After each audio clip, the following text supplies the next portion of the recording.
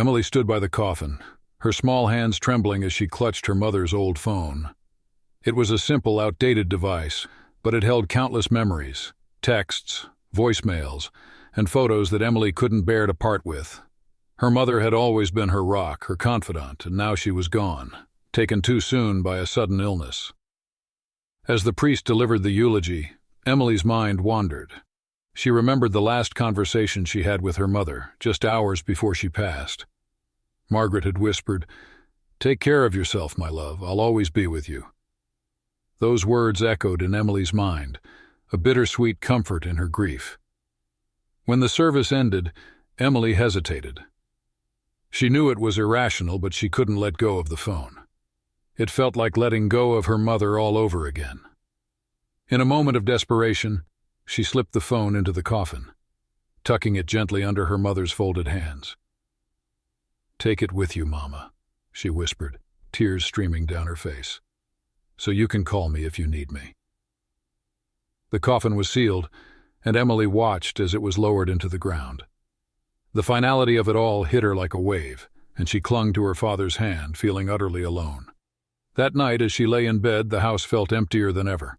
The silence was deafening, broken only by the occasional creak of the old wooden floors. But then, just as she was drifting into a restless sleep, a sound pierced the silence, a faint, familiar ringtone. Emily's eyes snapped open. It was her mother's ringtone, the one she had assigned to her mom's number. Her heart raced as she sat up, her breath catching in her throat. The sound was coming from downstairs. Trembling, Emily crept out of bed and followed the sound. It led her to the living room, where her mother's old phone sat on the coffee table, its screen glowing faintly. The caller ID read, *Mama*. Emily froze. Her mind raced. How was this possible? The phone was buried. She had seen it herself. But there it was, ringing insistently, as if demanding her attention. With shaking hands, she reached for the phone and answered the call. "Hello?" she whispered, her voice barely audible. There was a pause, and then a voice, soft, familiar, and unmistakable, spoke. "Emily, my love." It was her mother's voice. Emily's heart pounded in her chest as she held the phone to her ear. The voice on the other end was unmistakable. It was her mother. But how? Her mind raced with questions, fear, and a strange, desperate hope. "Mama?" Emily whispered again, her voice trembling. Is that really you?" There was a soft, gentle sigh on the other end, the kind her mother used to make when she was about to say something important. "Yes, my love, it's me." Emily's knees buckled, and she sank onto the couch, clutching the phone tightly. "But how? You're gone. I saw you. I buried you today." "I know, sweetheart," her mother's voice replied, calm and soothing. "But I'm still here. I'm still with you." Tears streamed down Emily's face as she tried to process what was happening. Part of her wanted to believe it was a dream, a cruel trick of her grief-stricken mind. But the voice was so real, so familiar. It was her mother. Her tone, her warmth, everything. "Why are you calling me?" Emily asked, her voice breaking. "What do you want?" There was a pause, and for a moment, Emily thought the call had dropped. But then her mother spoke again, her voice softer now, almost pleading. "I need your help, Emily. There's something I didn't tell you before I left. Something important." Emily's breath hitched. "What is it, Mama? Tell me."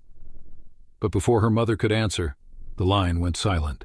Emily stared at the phone, her heart racing. The screen now showed the call had ended. She tried calling back, but the number didn't go through.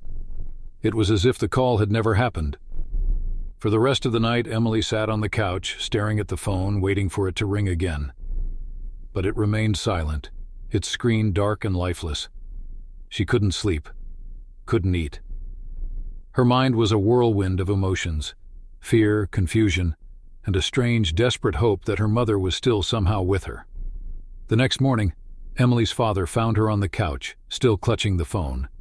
He frowned, concern etched on his face. "Emily, What are you doing up so early, and why do you have that old phone? I thought we buried it with your mother." Emily looked up at him, her eyes red and swollen from crying. "Papa, Mama called me last night." Her father's face paled. "What are you talking about? That's impossible." "I know it sounds crazy, but it was her. I heard her voice. She said she needed my help." Her father knelt in front of her, placing a hand on her shoulder. "Emily, you've been through a lot. Grief can do strange things to our minds. Maybe it was just a dream." Emily shook her head vehemently. "It wasn't a dream, Papa. It was real. I heard her. She's still here. She's trying to tell me something." Her father sighed, clearly unsure how to respond. "Emily, I know you miss her. We all do. But you have to let her go. Holding on like this, it's not healthy." Emily didn't respond. She knew her father meant well, but she couldn't shake the feeling that her mother was trying to reach her for a reason, and she was determined to find out why. Days passed, and Emily couldn't stop thinking about the phone call. She carried the phone with her everywhere, waiting for it to ring again. Her father tried to comfort her, but she could see the worry in his eyes. He thought she was losing herself to grief, but Emily knew there was more to it. She could feel it in her bones. Then one night, as she lay in bed, the phone rang again. The familiar ringtone echoed through the quiet house, sending a chill down her spine. Emily's hands shook as she reached for the phone. The caller ID once again read, *Mama*. She answered immediately. "Mama, is that you?" "Emily," her mother's voice replied, softer this time, almost a whisper. "I don't have much time. You need to listen carefully." Emily sat up, her heart racing. "I'm listening, Mama. Tell me what's wrong." "There's a box," her mother said, her voice urgent. "In the attic. It's hidden behind the old trunk under the floorboards. You need to find it." "A box?" Emily repeated, confused. "What's in it? Why is it important?" "It's something I should have told you about a long time ago," her mother replied. "But I was afraid. I didn't want to burden you. Now I don't have a choice. You need to find it, Emily. It's the only way." "The only way for what?" Emily asked, her voice trembling. "Mama, what are you trying to tell me?" But before her mother could answer, the line went dead again. Emily stared at the phone, her mind racing. The attic? A hidden box? What could her mother have been hiding? And why was it so important now? Without wasting another moment, Emily grabbed a flashlight and crept upstairs to the attic. The old wooden stairs creaked under her weight, and the air was thick with dust. The attic was cluttered with boxes, old furniture, and forgotten memories. Emily's flashlight beam swept across the room until it landed on the old trunk her mother had mentioned. She pushed aside the trunk, her hands trembling as she felt along the floorboards. One of the boards was loose, and with a little effort she pried it up. Beneath it was a small, dusty box. Emily's heart pounded as she lifted it out and opened it. Inside were several old photographs, a bundle of letters tied with a ribbon, and a small, ornate key. Emily's hands shook as she picked up one of the photographs. It was a picture of her mother, much younger, standing with a man Emily didn't recognize. They looked happy, but there was something unsettling about the photo, something in her mother's eyes that Emily couldn't quite place. She untied the bundle of letters and began to read. They were written in her mother's handwriting, addressed to someone named Thomas. The letters spoke of love, regret, and a secret that had been buried for years. Emily's stomach churned as she read the words. Who was Thomas? And what did he have to do with her mother? The ornate key caught her eye next. It was small but intricately designed, with strange symbols etched into its surface. Emily turned it over in her hands, wondering what it could unlock. Her mother's voice echoed in her mind. It's the only way. Emily didn't know what any of it meant, but she was determined to find out. She gathered the items and carefully placed them back in the box. As she did, the phone in her pocket buzzed. She pulled it out and saw a new message on the screen. It was from her mother's number. The message read, Find Thomas, he knows the truth. He knows the book. Emily sat on the attic floor staring at the phone screen. The message from her mother's number burned into her mind. Find Thomas. He knows the truth. Who was Thomas? And what truth was her mother talking about? The letters in the box had mentioned him, but there were no last names, no addresses, no clues about where to find him. She carefully packed the box and carried it downstairs. Her father was in the kitchen, sipping coffee and staring out the window. He looked up as she entered, his eyes narrowing when he saw the box in her hands. "What's that?" he asked, his voice cautious. Emily hesitated. She didn't want to worry him, but she needed answers. "It's something I found in the attic. Mama left it for me." Her father's face darkened. "Emily, you need to stop this, going through your mother's things, imagining phone calls. It's not healthy. You're only hurting yourself." "I'm not imagining it, Papa," Emily said firmly. "Mama is trying to tell me something. There's a man named Thomas. She said he knows the truth. Do you know who he is?" Her father froze, his coffee cup halfway to his lips. For a moment he didn't speak. Then he set the cup down slowly and sighed. "Thomas? I haven't heard that name in years." Emily's heart skipped a beat. "You know him?" Her father nodded, his expression grim. "He was someone from your mother's past, before we met. She never talked about him much, but I know he was important to her once." "Do you know where he is now?" Emily asked, her voice urgent. Her father shook his head. He disappeared a long time ago. Your mother said he left town and never came back. She never wanted to talk about him, and I didn't push her. It was a painful part of her life." Emily clutched the box tighter. "I need to find him, Papa. Mama said he knows the truth. I think it's about whatever she was hiding." Her father looked at her for a long moment, his eyes filled with sadness. "Emily, I don't know what you're hoping to find, but sometimes it's better to let the past stay buried. Your mother wouldn't want you digging up old wounds." "But what if it's important?" Emily insisted. "What if it's something she wanted me to know?" Her father sighed again, running a hand through his hair. "If you're determined to do this, I won't stop you, but be careful, Emily. Some truths, they can change everything." Emily nodded, her resolve hardening. She didn't know what she was getting into, but she couldn't stop now. Her mother had reached out to her for a reason, and she owed it to her to find out why. That afternoon, Emily began her search. She started by going through the letters in the box again, looking for any clues about Thomas. One of the letters mentioned a town called Willow Creek, where her mother had lived before she met Emily's father. It was a small town a few hours away, and Emily wondered if Thomas might still be there. She packed a bag and told her father she was going to visit a friend for a few days.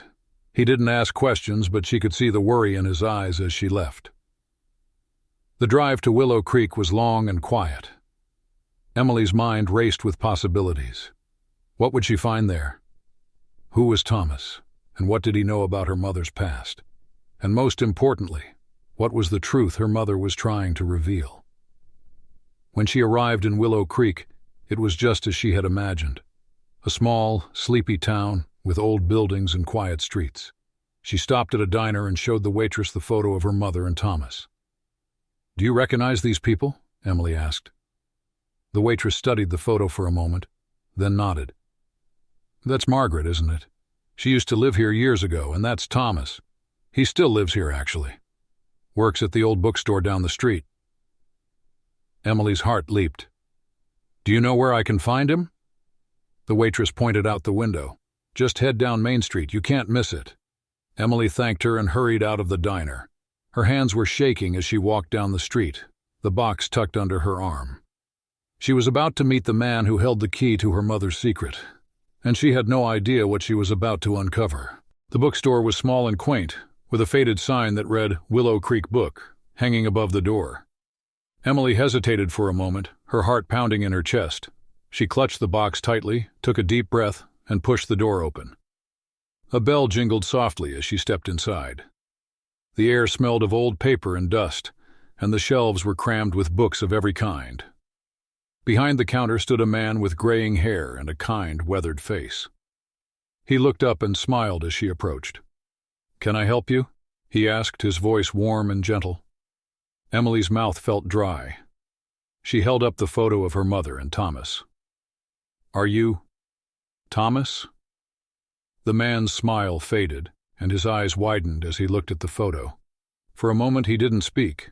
Then he nodded slowly. Yes, that's me. And that's Margaret. Where did you get this? She was my mother, Emily said, her voice trembling. She passed away recently. Before she died, she left me this box. She said you know the truth. Thomas's face paled and he leaned heavily on the counter. Margaret's gone? He whispered, his voice breaking. I didn't know. I hadn't heard. Emily nodded, tears welling up in her eyes. She told me to find you. She said you know the truth about something. Please, I need to know what it is. Thomas looked at her for a long moment, his eyes filled with sadness and regret.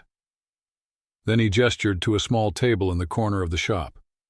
Sit down, Emily, I'll tell you everything. They sat across from each other, the box between them. Thomas took a deep breath and began to speak. Your mother and I were very close once, he said. We grew up together in this town. We were young and in love, and we thought we'd spend the rest of our lives together. But then, something happened. Emily's heart raced. What happened? Thomas hesitated, as if the words were painful to say. Margaret had a secret she kept from everyone, even me, for a long time. She had a child, a baby girl, before she met your father. But she was young and scared, and she didn't know what to do. She gave the baby up for adoption. Emily's breath caught in her throat. A baby? My mother had another child? Thomas nodded. Yes. It was a difficult time for her. She never stopped thinking about that child, but she felt she had no choice. She wanted to give her a better life. After that, she left Willow Creek and started over. She met your father, had you, and tried to move on. But the guilt and the pain never left her. Emily's mind was reeling. She had a sister, a half-sister out there somewhere. Her mother had carried this secret her whole life, and now, even in death, she was trying to make amends. Why didn't she ever tell me? Emily asked, her voice barely above a whisper. She was afraid, Thomas said, afraid of what you would think of her, afraid of reopening old wounds. But I think she wanted you to know. She wanted you to find your sister. Emily looked down at the box, her hands trembling as she opened it. She picked up the ornate key and held it out to Thomas. Do you know what this is for? Thomas took the key and examined it carefully. His eyes widened in recognition. This is the key to a safety deposit box. Margaret kept it at the bank here in town. She told me about it once, but I never knew what was inside. Emily's heart raced. Can we go there? Now? Thomas nodded. Of course, let's go. They left the bookstore and walked to the bank, the key clutched tightly in Emily's hand. Her mind was a whirlwind of emotions, shock, sadness, and a strange, hopeful curiosity. What would they find in the safety deposit box? And what would it mean for her and her family? At the bank, Thomas explained the situation to the manager, who led them to the vault. Emily's hands shook as she inserted the key into the safety deposit box and opened it. Inside was a small stack of documents and a sealed envelope with her name on it. She opened the envelope and began to read. It was a letter from her mother. Emily's hands trembled as she unfolded the letter. Her mother's handwriting was familiar, but the words felt heavy, as if they carried the weight of years of secrets and regrets. She took a deep breath and began to read. My dearest Emily, if you're reading this, it means I'm no longer with you and you've found your way to Thomas. I'm so sorry I couldn't tell you this myself, but I hope you can understand why I kept this secret for so long. I hope you can forgive me. When I was young, I made a choice that changed my life forever. I had a child, a baby girl, before I met your father. I named her Lily. I loved her more than anything, but I was young and scared, and I didn't know how to take care of her. I wanted her to have a better life than I could give her, so I made the hardest decision of my life. I gave her up for adoption. I've carried the guilt and pain of that decision every day since. I've thought about her, wondered about her, and prayed for her. But I never tried to find her. I told myself it was better this way, that she deserved to live her life without the shadow of my mistakes. But as I grew older, I realized I was wrong. Secrets don't protect people, Emily, they only hurt them. And now as I face the end of my life, I want to make things right. I want you to know the truth, and I want you to find your sister. The documents in this box contain everything you need to find Lily. I've kept them safe all these years, hoping that one day someone would uncover them and bring our family back together. I know this will be a shock to you, and I'm so sorry for that. But I believe you're strong enough to handle this, and I believe you'll do what's right. Please, Emily, find her. Tell her about me. Tell her I loved her, and I never stopped thinking about her. And tell her about you. You're her sister, and I hope you can be a part of each other's lives. I love you, my darling. More than words can ever say. I'm so proud of the person you've become, and I know you'll make the right choices. Be brave. Be kind. And never forget that I'm always with you. With all my love, Mama. Emily's vision blurred as tears streamed down her face. She clutched the letter to her chest, her heart aching with a mix of grief and love. Thomas placed a gentle hand on her shoulder, his own eyes filled with tears. She loved you so much, he said softly. And she loved Lily too. She just didn't know how to fix what she thought was broken. Emily nodded, wiping her tears. I have to find her. I have to find Lily. Thomas smiled sadly. I'll help you. We'll do this together. They spent the next few hours going through the documents in the safety deposit box. There were adoption papers, old photographs, and a letter from the adoption agency. Emily's heart raced as she read the details. Lily had been adopted by a family in a nearby city, and the agency had kept records of her new name and address. Emily's hands shook as she wrote down the information. Her sister's name was now Lily Carter, and she lived just a few hours away. Emily couldn't believe it. After all these years, she was so close to finding her. What do I do now? Emily asked, looking at Thomas. Do I just show up at her door? Thomas thought for a moment. It's a delicate situation. Maybe you should start with a letter. Introduce yourself, explain everything, and see if she's willing to meet. It's a lot to take in, and she might need time to process it. Emily nodded. You're right, I'll write her a letter. That night, Emily sat down at the small desk in her motel room and began to write. She poured her heart into the letter, telling Lily about their mother, about the box, and about how much she wanted to meet her. She included her phone number and address, hoping Lily would reach out. When she was done, she sealed the envelope and held it tightly in her hands. This was it, the beginning of something new, a chance to heal the wounds of the past and bring her family together. A week passed after Emily sent the letter to Lily. Every day felt like an eternity as she waited for a response. She checked her phone constantly, hoping for a call or a message. Her father had been supportive, though he was still processing the revelation about Lily. He told Emily he was proud of her for taking this step, even if it was difficult. Then one evening, as Emily sat on the porch of their home, her phone buzzed. It was an unknown number. Her heart leaped into her throat as she answered. Hello? She said, her voice trembling. Hi. A soft, hesitant voice replied. Is this Emily? Yes, Emily said, her breath catching. Is this Lily? There was a pause, and then the voice said, Yes. I got your letter. I don't even know what to say. This is all so overwhelming. Emily's eyes filled with tears. I know. It's a lot to take in. But I'm so glad you called. I've been thinking about you every day since I found out. Lily sighed, her voice shaky. I didn't even know I was adopted until a few years ago. My parents told me, but they didn't have any information about my birth mother. I always wondered about her, about you. I just never thought this would happen. Me neither, Emily said, wiping her tears. But I'm so happy it did. I'd love to meet you if you're ready. There was another pause, and then Lily said, I think I'd like that. When? They made plans to meet that weekend at a quiet cafe halfway between their homes. Emily's stomach was in knots as the day approached. She didn't know what to expect, but she knew this meeting would change her life forever. When the day finally came, Emily arrived at the cafe early. She sat at a table near the window, her hands clasped tightly in her lap. Every time the door opened, her heart skipped a beat. And then, Finally, she saw her. Lily walked in, her eyes scanning the room nervously. She looked so much like their mother. The same warm eyes, the same gentle smile. Emily stood up, her legs feeling like jelly, and waved. Lily saw her and hesitated for a moment before walking over.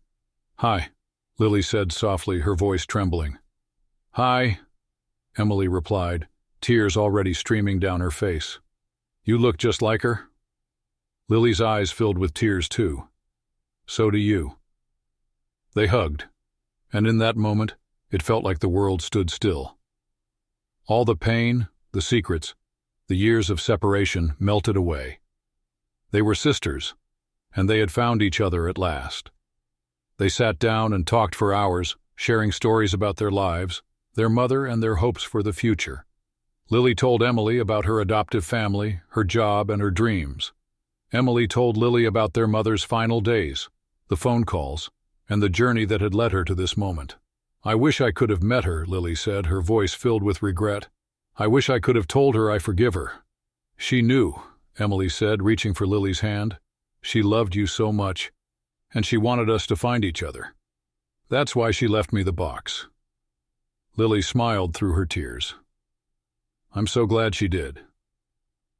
As the sun set outside the cafe, Emily felt a sense of peace she hadn't felt in months. The weight of her grief was still there, but it was lighter now, softened by the love and connection she had found with Lily. She knew her mother was watching over them, smiling as she saw her daughters together at last. That night, as Emily drove home, she felt her mother's presence more strongly than ever.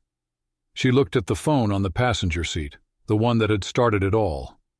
It was silent now, but she knew her mother's voice would always be with her, in her heart, in her memories, and in the bond she now shared with Lily. The road ahead was still uncertain, but Emily knew she wasn't alone anymore. She had her father, her sister, and the love of a mother who had never stopped watching over her. And for the first time in a long time, she felt hope. Subscribe and press the bell icon so that you never miss the amazing video.